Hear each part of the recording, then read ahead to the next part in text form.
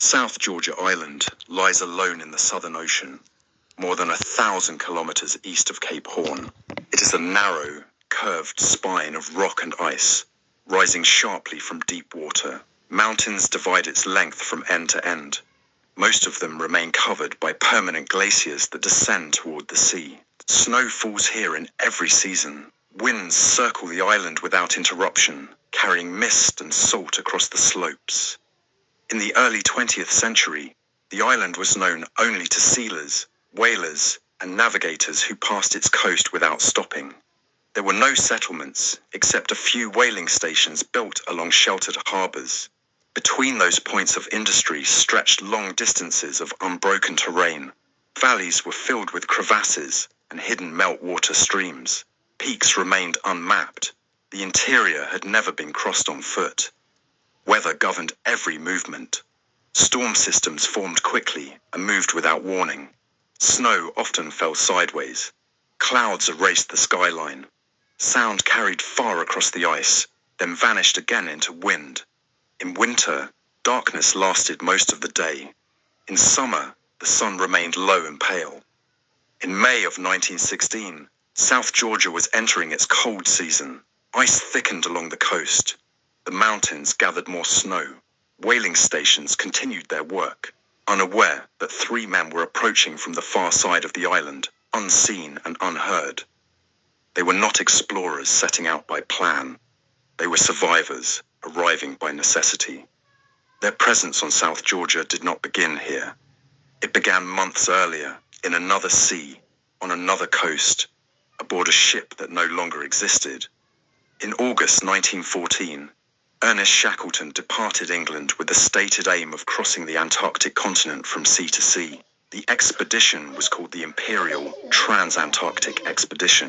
Its ship, Endurance, carried 27 men, provisions for more than a year, sled dogs, scientific equipment, and the materials needed to establish depots across the ice. Shackleton was not attempting a first landing. Antarctica had already been reached. What remained undone was a complete overland crossing. The plan required 2 parties. One would land on the Weddell seaside, march across the continent, and emerge on the Ross Sea. A second ship would lay supply depots from the opposite coast. The men aboard Endurance came from varied backgrounds. Some were experienced polar travelers. Others were sailors, engineers, carpenters, or scientists recruited through public advertisement. Few had worked together before. Shackleton selected them personally, favoring temperament over credentials. Several later wrote that he chose men who could endure confinement and uncertainty. Endurance left Plymouth in September and reached South Georgia in early November. The island served as the final port before the ice. Whalers at Grytviken warned that the Weddell Sea ice was unusually heavy that season. Shackleton delayed for several weeks, waiting for a favorable opening. In December 1914, the ship sailed south. By January, pack ice closed around the hull.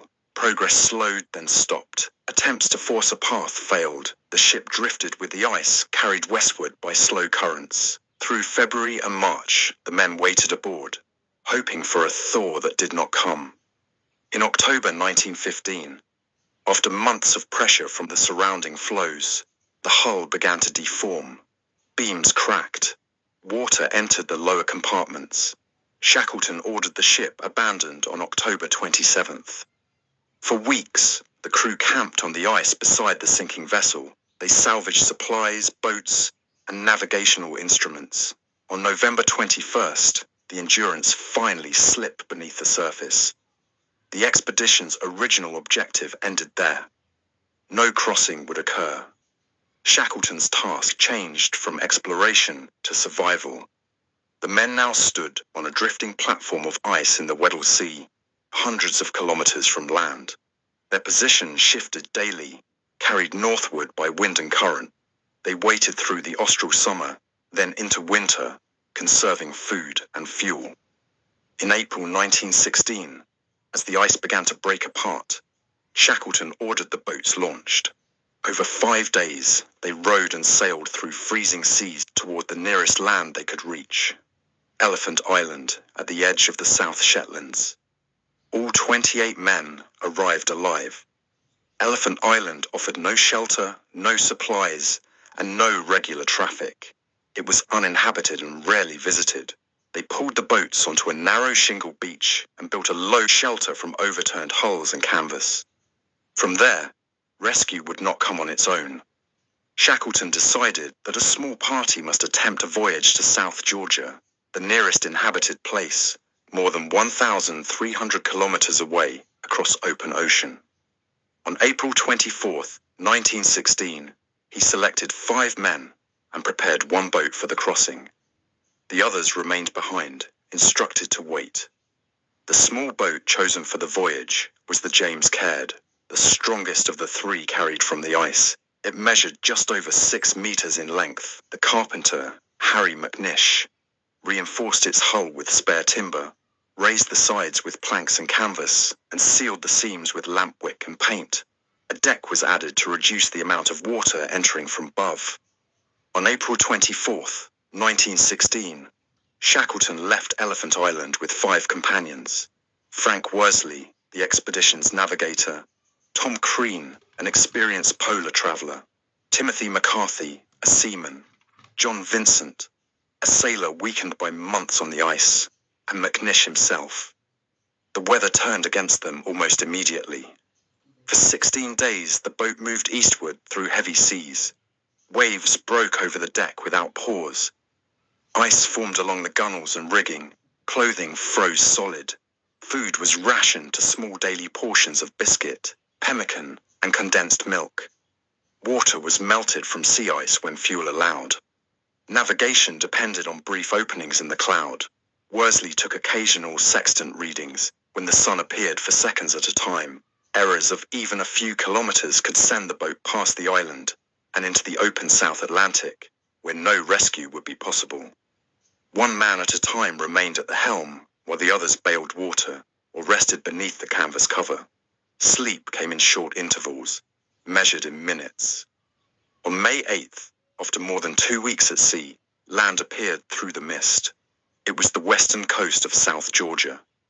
They attempted to land on the exposed shore, but were driven back by surf and wind. For 2 days, they searched for shelter along the coast. Finally, on May 10th, they reached a narrow inlet on the uninhabited southern side of the island. The cove was later named King Haakon Bay. The boat was hauled onto the beach. All 6 men were alive, but none were well. Vincent and McNish were unable to continue. Crean, Shackleton, and Worsley rested briefly, then prepared for the next stage. The whaling stations lay on the opposite coast, separated from them by mountains and glaciers no one had crossed before. There was no ship to take them around the island. The only route left was over the interior. While the James Caird moved eastward across the Southern Ocean, 22 men remained on Elephant Island. The island lay outside normal shipping routes. Its coast was steep and broken, with little flat ground. The beach they occupied, later named Point Wild, was narrow and exposed. Above it rose cliffs of ice and rock. Below it lay the open sea, often crowded with drifting floes. The shelter they built stood less than 2 meters high. It was formed from 2 overturned boats, supported by stones, sealed with canvas, sailcloth, and the remnants of their tents. Inside, the floor was damp shingle. Snow entered through gaps in the sides. Meltwater pooled beneath their bedding. They had no means of signaling passing ships beyond a few flares that were conserved for emergencies. No one knew their position. Shackleton had left no schedule for rescue, only the instruction to wait. Daily routine became the main defense against disorder. The men divided themselves into watches. Some hunted seals and penguins along the shore. Others rendered blubber into fuel using improvised stoves. Clothing was dried whenever the weather allowed. Boots were repaired with thread taken from blankets. Food came almost entirely from the animals they killed. Seal meat was boiled, roasted, or eaten raw when fuel ran short. Penguin eggs supplemented the diet during the early weeks. Rations were measured carefully, but hunger remained constant. The shelter held them all in close confinement. There was little privacy.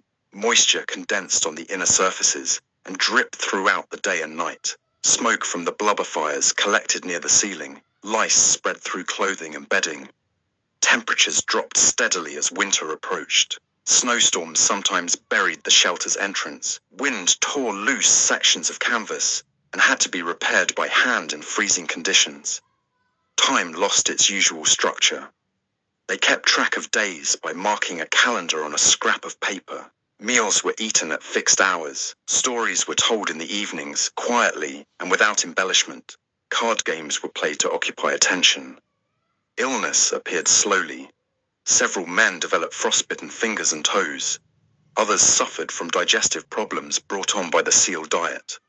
One man, Percy Blackborough, a stowaway on the original voyage, developed gangrene in his toes. The ship's surgeon, Alexander Macklin, amputated them inside the shelter using chloroform salvage from the expedition stores.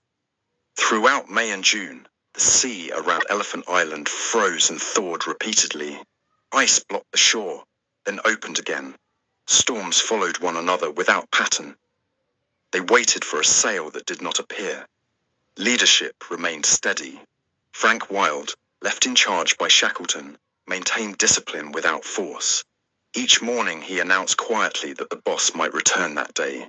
The phrase was repeated daily, without variation.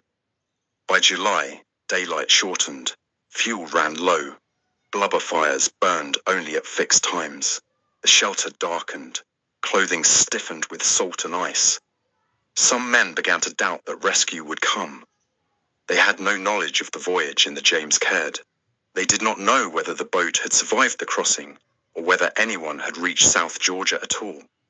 The sea remained empty. At King Haakon Bay, on the southern coast of South Georgia, the three men rested only long enough to recover minimal strength. Vincent and McNish remained with the boat. They were unable to walk far, weakened by frost, exhaustion, and the long voyage. Shackleton left them food, a stove, and instructions to remain where they were until help could be sent. On the morning of May 19th, 1916, Shackleton, Worsley, and Crean began the crossing. They carried no tent and no sleeping bags. Their only equipment consisted of a small stove, limited fuel, a rope, an adze, and food for a few days. They wore the same clothing they had used at sea. Boots were stiff with salt and ice. Each man carried a small pack. No map of the island's interior existed. From the shore, the mountains rose sharply. Glaciers descended into narrow valleys. Peaks blocked any direct view of the northern coast. Their route was chosen by estimation alone, guided by the sound of the surf from distant whaling stations when the wind allowed. They climbed continuously from the first hour. Snow lay deep on the lower slopes and hardened into ice at higher elevations. Crevasses crossed their path without warning. Some were hidden beneath thin bridges of snow. The rope was used sparingly, saved for the steepest ground. They moved without stopping for long periods, aware that rest could become dangerous. If they halted, clothing froze quickly, boots lost flexibility, fingers numbed. Night came while they were still climbing. They continued upward in darkness, using the faint outline of ridges and the feel of the ground beneath their feet. The temperature fell. Wind increased along the exposed slopes. When fog closed around them, they waited briefly, then continued. At one point, they slid together down a steep snowfield, seated on the rope, using the adze as a brake. The descent ended at the edge of another slope, where they stopped only because the angle lessened. They did not sleep. By morning, they had crossed the central ridge of the island, reaching a plateau surrounded by peaks. From there, they descended into another glacier system, then climbed again toward the north. Worsley took bearings whenever the sky cleared. He estimated their position by sound, listening for the distant machinery of the whaling stations. At times, the noise vanished for hours, then returned faintly through the wind. Food was eaten while walking. Fuel was saved for one brief stop to melt snow. Exhaustion increased steadily. Crean's feet bled inside his boots. Shackleton's eyesight blurred from snow glare. Worsley's hands lost sensation. Late on the second day, they reached a narrow ridge above a valley. Below them lay a long descent toward the northern coast. In the distance, they could hear a low mechanical rhythm. It was the sound of a steam whistle. They descended rapidly, slipping and falling on wet grass and scree as the snow thinned. At lower elevations, streams cut through the ground. Vegetation appeared for the first time since leaving the bay. Near the end of the valley, they followed a river downhill until buildings came into view. On the afternoon of May 20th, after 36 hours without sleep, they reached the whaling station at Stromness. Workers noticed 3 figures approaching from the interior and did not recognize them. Their clothing was torn and blackened with salt. Their faces were unshaven and swollen from cold. When Shackleton identified himself, the station manager did not answer at first. Then he took the men inside. The crossing was over. At Stromness, Shackleton and his companions were given food, warm water, and dry clothing. The station manager, Thoralf Saul, listened to their account without interruption. Within hours, plans began for a return to the southern coast. Shackleton's first concern was the 2 men left at King Haakon Bay. A small whaling vessel was prepared that same evening. Worsley accompanied the crew. They sailed around the western end of the island through worsening weather. Ice and wind slowed their progress, and darkness fell before they could reach the bay. The vessel anchored offshore through the night. At dawn on May 21st, they approached the inlet.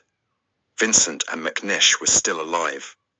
Both men were weak and unable to stand without help. McNish's hands were badly frostbitten. Vincent had collapsed repeatedly during attempts to move. They were carried aboard the vessel and brought back to Stromness. With the 6 men reunited, Shackleton turned to the larger task. 22 men remained on Elephant Island. 3 rescue attempts followed over the next several weeks. Each failed. The first ship, a whaler, was stopped by heavy pack ice in the Scotia Sea. It could not approach the island. The second attempt, using a small Uruguayan vessel, was also forced back by ice fields extending far north of the South Shetlands. Winter deepened. Communication between South Georgia and the outside world remained limited. Ships were scarce. Fuel was rationed. Each delay extended the time the men on Elephant Island remained without relief. Shackleton refused to leave the island, while any attempt remained possible. In late August, a 4th vessel became available. It was the Yelko, a small steam tug provided by the Chilean government under the command of Captain Luis Pardo. The ship was not ice-strengthened and carried no radio. Its success depended entirely on weather and chance. They departed Punta Arenas on August 25, 1916. 3 days later, on August 30th, the Yelko reached the edge of the pack ice near Elephant Island. Fog limited visibility. Ice floes pressed against the hull. The crew proceeded slowly, using openings between drifting fields. By mid-morning, the island appeared through the mist. They rounded the headland and entered the narrow bay. Men were standing on the beach. When the ship approached within signaling distance, Shackleton counted them carefully. All 22 were present. Rescue began immediately. The men were taken aboard in groups, carrying only what they could hold. No one remained behind. Less than an hour after arriving, the Yelko left the island before the ice could close again. No deaths had occurred on Elephant Island. No man from the expedition had been lost since the sinking of the Endurance. The return voyage to Punta Arenas passed without incident. The survival phase ended quietly, without ceremony. When the Yelko reached Punta Arenas on September 3, 1916, the men of the Imperial Transantarctic Expedition were dispersed quietly among hospitals, boarding houses, and consulates.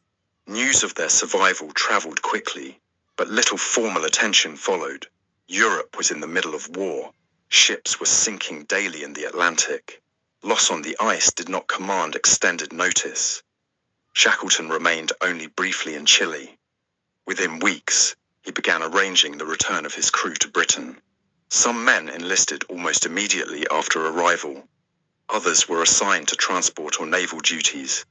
Several did not meet again for years. The whaling stations on South Georgia resumed their routine. At Stromness, no permanent record marked the arrival of 3 exhausted men from the interior. The path they had taken across the island was not surveyed or mapped at the time. Later expeditions attempted to reconstruct the route, but no precise line could be confirmed. The crossing remained undocumented except through brief written accounts. Shackleton wrote of the journey in measured terms. He described distances, elevations, weather, and time. He did not assign heroism to the event. In official reports, the crossing occupied only a small portion of the narrative. The boat James Caird was eventually brought back to Britain. It was placed in storage, then later displayed as an artifact. The shelter at Elephant Island collapsed within a few seasons under snow and wind. South Georgia returned to isolation. Glaciers continued their slow movement toward the sea. Valleys refilled with snow. Whaling stations expanded and later closed, leaving rusted structures along the coast. No monument was raised at Stromness to mark the end of the crossing. The island remained what it had always been, remote, uninhabited in its interior, governed by weather and ice. The survival of all 28 men was recorded in official histories without emphasis. The event ended without ceremony. In the years following 1916, the story of the Endurance expedition became a reference point in polar history. Maps of South Georgia were improved, and the route Shackleton had taken across glaciers was eventually retraced by later explorers. The details of his navigation, timing, and the survival strategies employed by the men provided practical insight into extreme endurance in polar conditions. Artifacts from the expedition, including the James Caird and clothing, remain preserved in museums, offering tangible evidence of the journey. Beyond objects, the expedition demonstrated the limits of human resilience without exaggeration, recorded through careful logs, photographs, and correspondence. South Georgia's interior remains largely unchanged. Crevasses and glaciers continue their slow flow to the sea. The mountains remain silent. The shelter at Elephant Island has long since disappeared. Time and ice have reclaimed the places where the men endured and crossed, leaving only the records of movement, calculation, and survival. The island holds the memory of endurance, not spectacle. Silence persists where men once walked.